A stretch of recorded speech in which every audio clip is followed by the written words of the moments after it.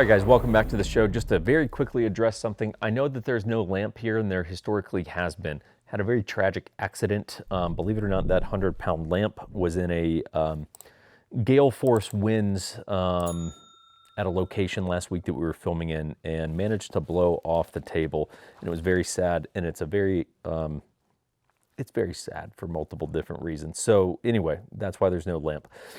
Let me give you a tip regarding financing as it pertains to real estate for self-employed people. So if you're a business owner or a self-employed person, you want to buy a house, you need to listen to this and you need to pay attention to it, because here's the deal. Being self-employed and buying a house is tricky because you have two things that are at odds with each other that need to find some sort of harmony, okay? Those two things are the following. Your desire as a self-employed or business person to show as little profit as possible and actually have to pay yourself as little as possible, because the more that you pay, the more you pay yourself and the more profitable you are, the more tax liability you have. Combined with the fact that if you don't make shit for income, you're not going to be able to get pre-approved for shit on a house. So you have these two things that are battling each other, and we have to try to find a happy medium. Okay, so the nature of most self-employed people and or business owners, separate things, but we'll kind of lump them together here, is that you want to show as little profit as possible. Higher profit in the business and or higher personal income, which are typically two different things, equates to more taxes. So most self-employed people, business owners, are going to pay themselves what they need to pay themselves in order to get by on their personal expenses, and they're going to leave the rest in the business and try to take as many deductions as they can to reduce their tax liability. Right? Crash course in business economics. When it comes time to buying a house, the less income you show, the less house you're going to get pre-approved for. So if you want to buy a house, right, especially if you want to buy a nice house, let's say you're a successful person, right, you make whatever, 100 grand a year in your business, and you want to buy a nice house, well, cool, you're going to need to show enough income to warrant getting a mortgage on a whatever $500,000 house. And if you only pay yourself 25 grand a year because that's all you need, and you kind of play with your tax liability, on 25 grand a year, you're probably not going to get approved for a $500,000 house.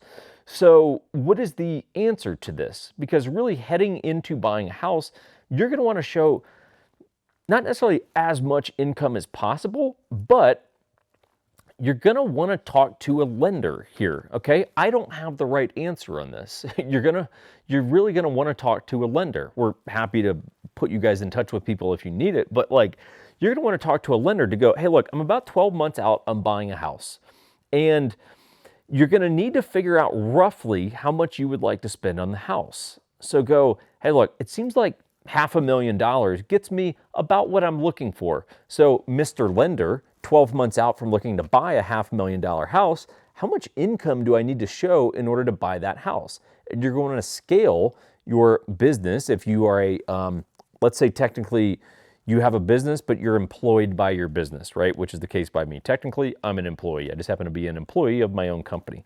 So my company pays me. So, hey, Mr. Lender, can you advise me on how much monthly money I need to make or annual money I need to make in order to buy and get approved for that $500,000 house? Now, that's going to, the things that are going to come into play, like debt to income ratio, that's going to be a big one to look at. Well, do you have 3 cars that you're paying $600 a month on each? I hope not, because that would mean you own 0 houses and 3 cars. Not smart. But these are the things you're going to want to work through. Ultimately, this video is more of a like, hey, if you're self-employed and or a business owner and you want to buy a house, about 12 months out is when I would recommend talk to a lender and see where you're at.